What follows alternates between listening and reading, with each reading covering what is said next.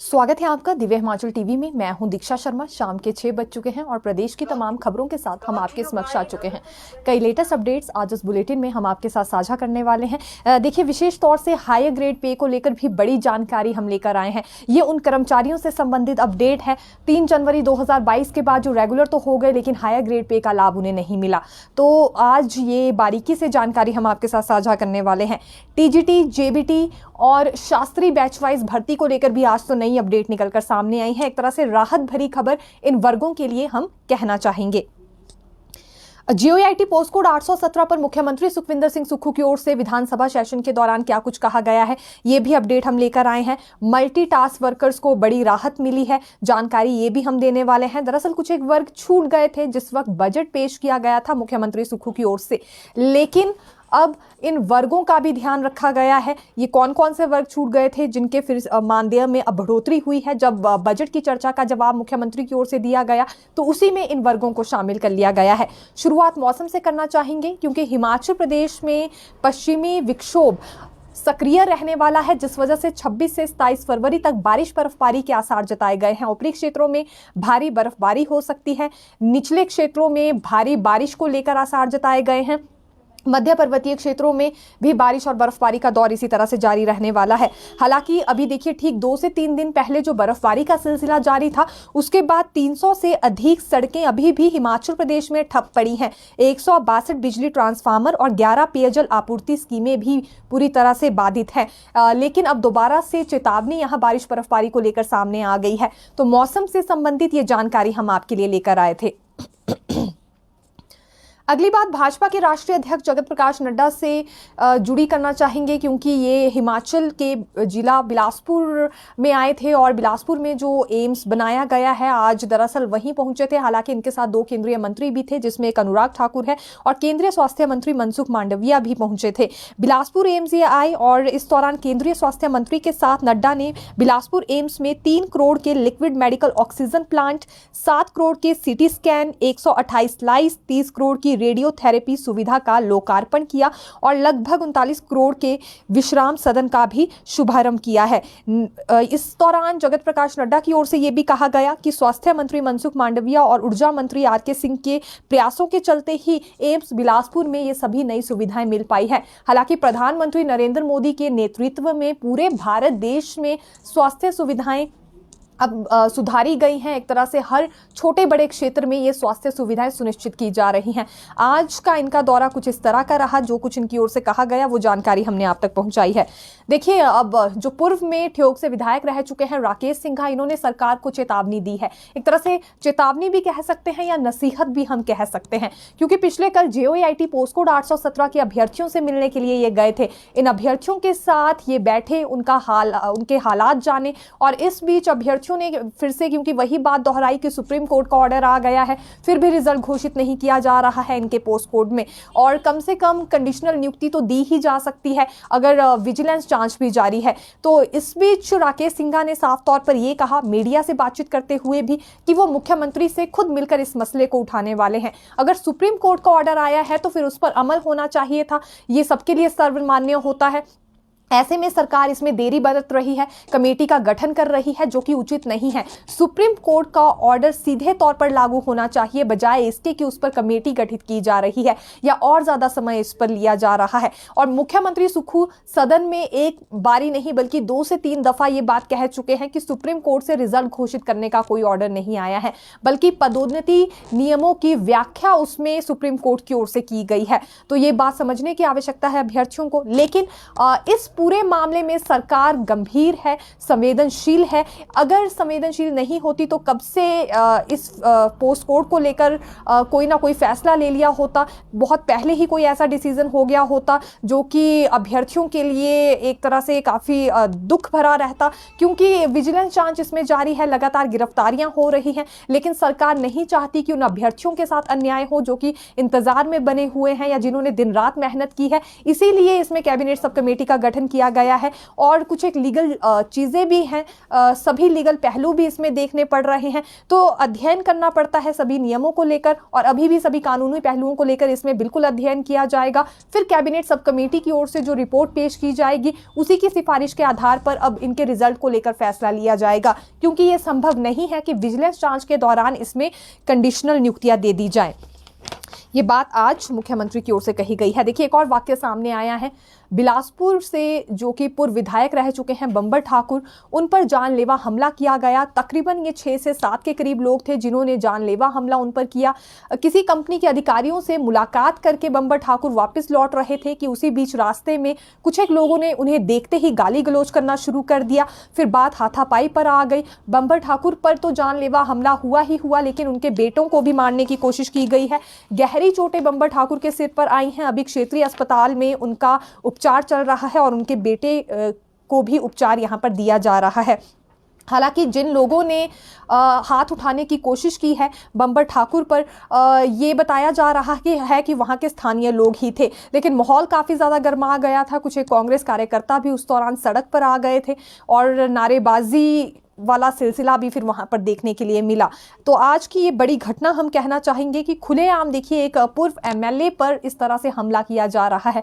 पहले गाली गलौज होती है, उसके बाद ये तकरीबन 6 लोग थे जो कि मारपीट करने पर उनके साथ उतारू हो गए। अभी क्षेत्रीय अस्पताल में उपचार चल रहा है, लेकिन केस दर्ज कर लिया गया है और बाकी की पूछताछ भी इन 6 लोगों से की जा रही है जिनकी गिरफ्तारियां हो गई हैं। तो ये जानकारी आज हम आपके लिए लेकर आए थे। अगली बात कंप्यूटर शिक्षकों से जुड़ी करना चाहेंगे। कंप्यूटर शिक्षक संघ ने मुख्यमंत्री से मुलाकात की और आभार व्यक्त किया कि इनका 1900 रुपए मानदेय बढ़ा दिया गया है, लेकिन मुख्य मांग इनकी रेगुलर पॉलिसी है तो उस पर भी मुख्यमंत्री विचार करे, ये इन्होंने आग्रह किया।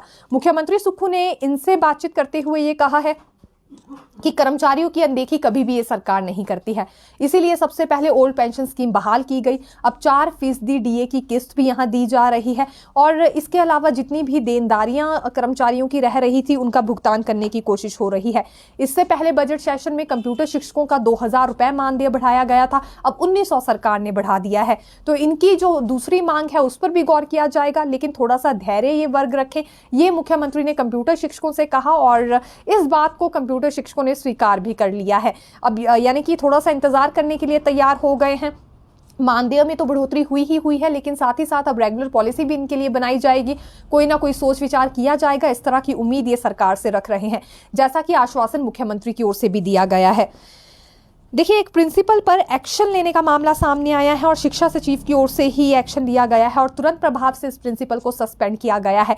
जानकारी हम आपके लिए ये कठियाना स्कूल की लेकर आए हैं। हमीरपुर जिला में पाठशाला कठियाना में छात्रों के साथ बदसलूकी की जा रही थी, धमकाया जा रहा था, उन्हें फेल किया जाएगा, इस तरह की धमकियां भी इस प्रिंसिपल की ओर से दी जा रही थी। प्रिंसिपल का व्यवहार ना तो छात्रों के साथ ठीक था, ना ही वहां के स्टाफ के साथ ठीक था। उपनिदेशक को कुछ एक छात्रों की ओर से ऐसे पत्र जारी किए गए कि प्रताड़ित उन्हें किया जा रहा है, जिसके बाद शिक्षा सचिव ने तुरंत प्रभाव से एक्शन लेते हुए इस प्रिंसिपल को सस्पेंड कर दिया है और अपने सस्पेंशन तक अब ये उच्च शिक्षा निदेशालय में ही सेवाएं देंगे। जब तक यहाँ रिलीव नहीं किया जाता है शिक्षा सचिव की ओर से इस प्रिंसिपल को सस्पेंशन से, तब तक इनकी सेवाएं निदेशालय में ही जारी रहने वाली है।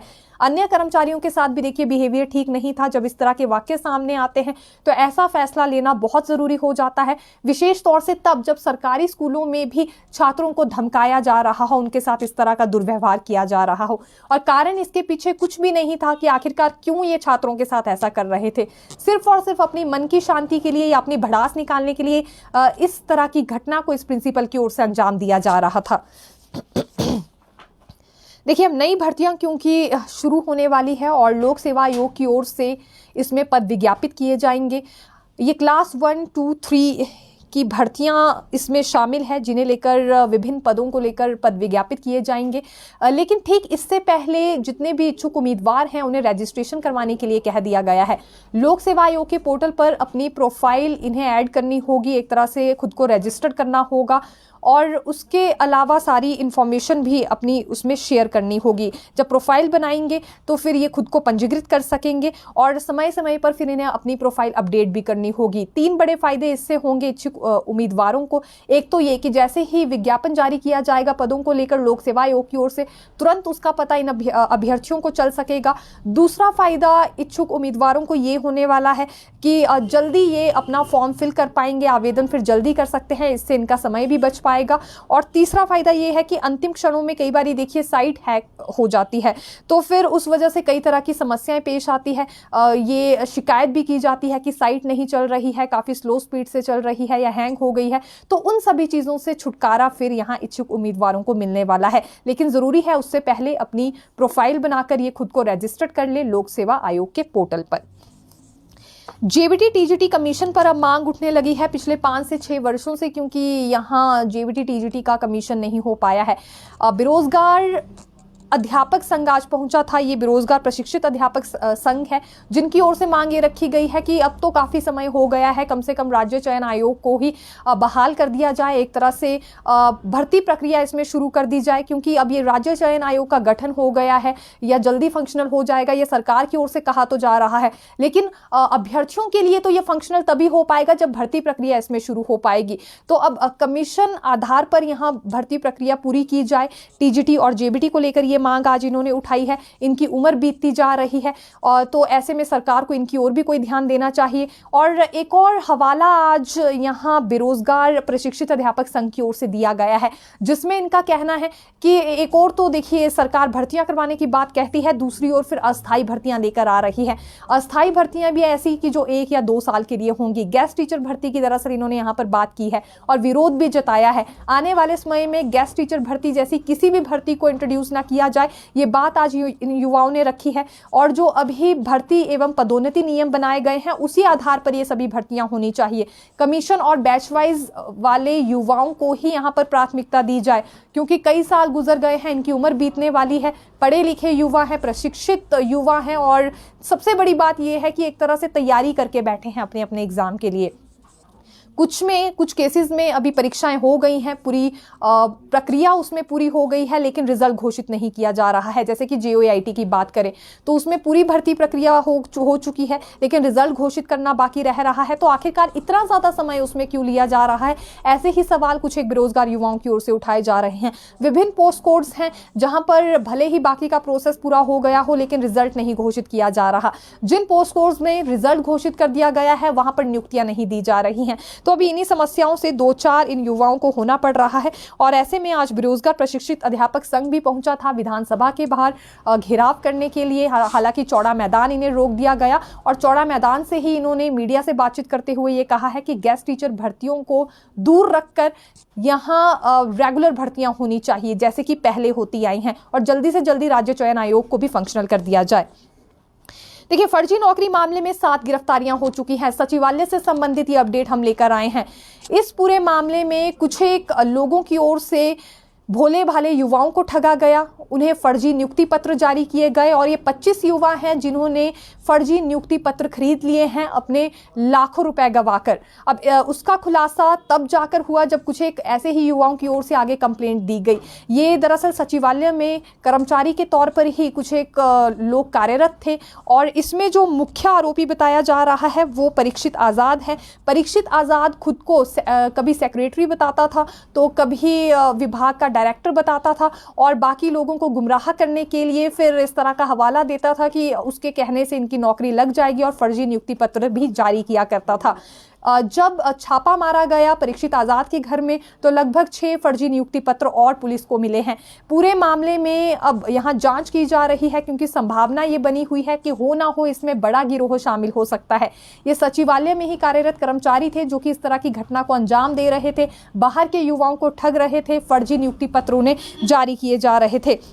तो अब इस पूरे मामले में 7 गिरफ्तारियां हो चुकी हैं। पिछले कल तक 5 गिरफ्तारियां हुई थी जिसमें कि सोलन के 3 आरोपी बताए जा रहे हैं। जोगिंदर नगर और शिमला के जुनगा से भी एक एक आरोपी की गिरफ्तारी हुई है।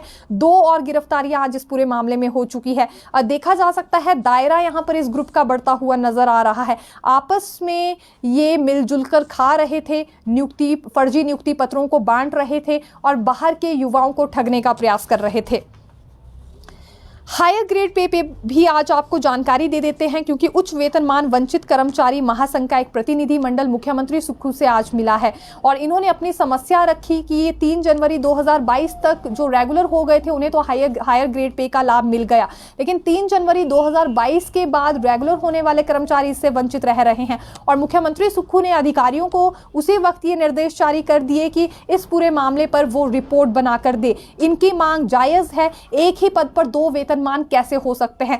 पूर्व जयराम सरकार में दरअसल जब ये अधिसूचना जारी की गई थी तो उसमें खाली स्पष्ट तौर पर इतना ही कहा गया था कि हायर ग्रेड पे का लाभ सिर्फ उन्हीं कर्मचारियों को मिलेगा जो कि 3 जनवरी 2022 तक रेगुलर हुए हैं। तो उसके बाद जो रेगुलर हुए उनका क्या होगा, तब से लेकर अपने संघर्ष की लड़ाई ये लड़ रहे हैं। आज मुख्यमंत्री से मिलने गए थे और मुख्यमंत्री ने आश्वासन ये दिया है कि इनकी मांग जायज है तो जल्दी इस पर कोई ना कोई फैसला लिया जाएगा। एक बात और है, ये कितने ऐसे कर्मचारी हैं, देखिए इस समय करीब 5,560 कर्मचारी ऐसे हैं जो कि हायर ग्रेड पे से वंचित हैं और अधिसूचना होने पर लगभग 50 करोड़ का व्यय इन पर होगा। ये जानकारी भी आज इन्होंने मुख्यमंत्री के समक्ष रखी है। लेकिन एक साथ ही आर्थिक बोझ सरकार पर नहीं पड़ने वाला है, ये हवाला भी इनकी ओर से दिया जा रहा है। तो अब जल्दी ऐसे कर्मचारियों पर फैसला ले लिया जाएगा जो 3 जनवरी 2022 के बाद रेगुलर हुए और हायर ग्रेड पे जिन्हें अभी तक जारी नहीं हुआ है, एक तरह से वंचित इन्हें रहना पड़ रहा है। आश्वासन दे दिया गया है, कितनी जल्दी पूरा होता है ये हम भी देखेंगे। टीजीटी, जेबीटी और शास्त्री भर्ती पर भी आना चाहेंगे। बैच वाइज भर्ती का इंतजार इसमें अभ्यर्थी क्योंकि कर रहे हैं। ये पहले ही कोर्ट की ओर से कह दिया गया था कि जेबीटी और शास्त्री भर्ती में अनुमति लेनी होगी ये नियुक्तियां देने के लिए। शिक्षा मंत्री रोहित ठाकुर एडवोकेट जनरल के साथ बैठक कर चुके हैं।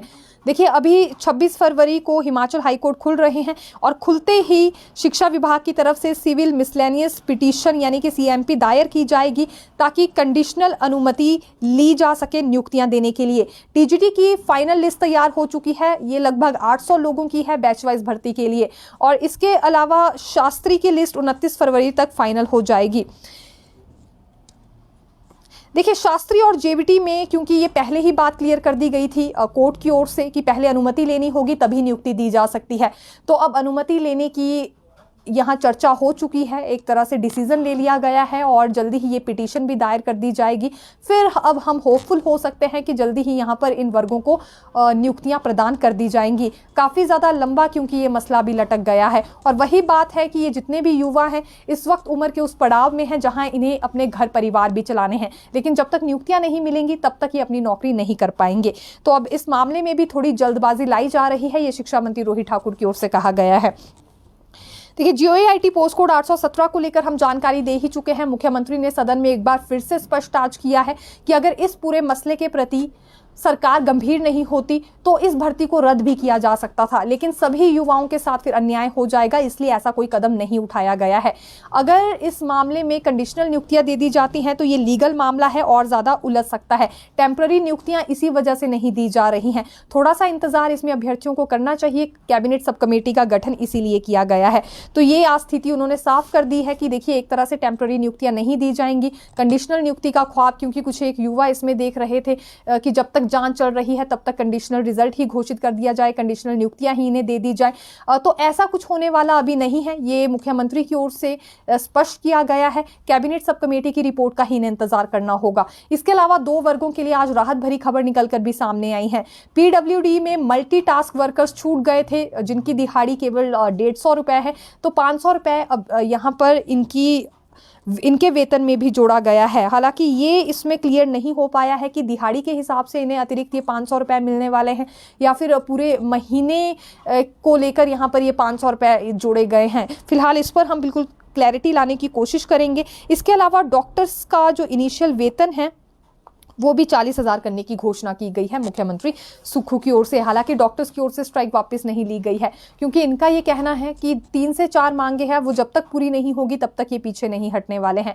भविष्य में होने वाली भर्तियों के साथ ही नॉन प्रैक्टिस अलाउंस पूरी तरह से बहाल कर दिया जाए, डीपीसी इनकी रेगुलर कर दी जाए, और इसके अलावा सीनियरिटी लिस्ट में कुछ एक विसंगतियां चल रही हैं, उन्हें दूर करने की मांग भी इन्होंने उठाई है। 4-9-14 की एश्योर्ड करियर प्रोग्रेशन स्कीम का लाभ भी इन्हें दिया जाए, ये मांग भी लगातार डॉक्टर्स की ओर से रखी जा रही है। चौथा दिन था, पेन डाउन स्ट्राइक जारी रही। सुबह 9 बजे से लेकर दिन के 12 बजे तक कोई भी सेवाएं डॉक्टर्स की ओर से नहीं दी गई हैं। इस दौरान केवल इमरजेंसी केस देखे जा रहे हैं।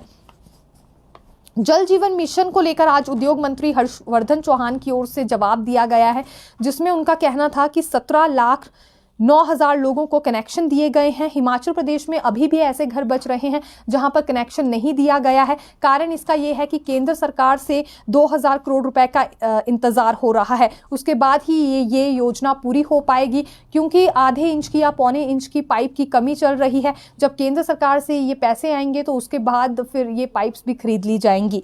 दरअसल ये सवाल भाजपा विधायक रणधीर शर्मा, विपिन सिंह परमार, दलीप ठाकुर और सुखराम चौधरी की ओर से उठाया गया था, और इस बारे में जानकारी फिर उद्योग मंत्री हर्षवर्धन चौहान ने दी। पौंग डैम पर भी आज कई विधायकों की ओर से सवाल लगाए गए थे। पौंग डैम एरिया को इको सेंसिटिव जोन कब तक घोषित कर लिया जाएगा, ये सवाल था, और इस पर मुख्यमंत्री ने जवाब ये दिया है कि अभी तक पौंग डैम एरिया में इको सेंसिटिव जोन को घोषित नहीं किया गया है, ना ही इसमें कोई अधिसूचना जारी हुई है, क्योंकि ऐसी अधिसूचना तब जारी होगी जब इससे पहले वहां के संबंधित विधायकों के साथ चर्चा होगी और सहमति इस बात को लेकर बन जाएगी। दूसरी बड़ी बात इन्होंने ये कही कि वाइल्ड लाइफ सेंचुरी एरिया के कुछ हिस्से को हटाने की कोशिश वहां पर सरकार जरूर कर रही है, लेकिन इसमें नियम बहुत ज्यादा सख्त है, इसलिए समय लग रहा है। हालांकि कोशिश आगे भी बिल्कुल जारी रहने वाली है, लेकिन पहले वाइल्ड लाइफ सेंचुरी का ही निर्धारण होगा, के बाद फिर ये eco sensitive area, eco sensitive zone को घोषित किया जा सकता है। यानी कि इको सेंसिटिव जोन वाली अधिसूचना बाद में जारी होगी। सबसे पहले वाइल्ड लाइफ सेंचुरी का निर्धारण करना वहां पर बहुत जरूरी है कि कितने हिस्से को हटाया जा सकता है, और उससे पहले कई तरह की प्रोसीजर्स यहां पर सरकार को पूरे करने होंगे। ये देहरा के विधायक होशियार सिंह के प्रश्न के उत्तर में मुख्यमंत्री सुखविंदर सिंह सुक्खू की ओर से जवाब दिया गया है। इस बीच एक बात इनकी ओर से और कही गई कि पर्यटन गतिविधियां भी वहां पर कम हो गई है, पर्यटक जो है काफी कम रुक कर रहे हैं। तो जवाब मुख्यमंत्री ने ये दिया कि वोटिंग लाइसेंस वहां पर बहुत कम दिए जा रहे हैं, या फिर एक तरह से जारी ही नहीं हो रहे हैं, जिस वजह से पर्यटक वहां तक नहीं पहुंच पा रहे हैं और जाने में इंटरेस्ट भी नहीं दिखा रहे हैं। लेकिन अब विभाग को निर्देश जारी कर दिए गए हैं कि वोटिंग लाइसेंस जारी किए जाए, ताकि कुछ एक पर्यटन गतिविधियां जब शुरू होंगी तो पर्यटकों की संख्या भी वहां पर आ पाएगी। देखिए, मुख्यमंत्री सुक्खू को टेस्ट मैच का निमंत्रण भी जारी किया गया है। 7 मार्च से धर्मशाला में भारत और इंग्लैंड के बीच टेस्ट मैच के लिए ये मुख्यमंत्री सुक्खू को निमंत्रण आया है।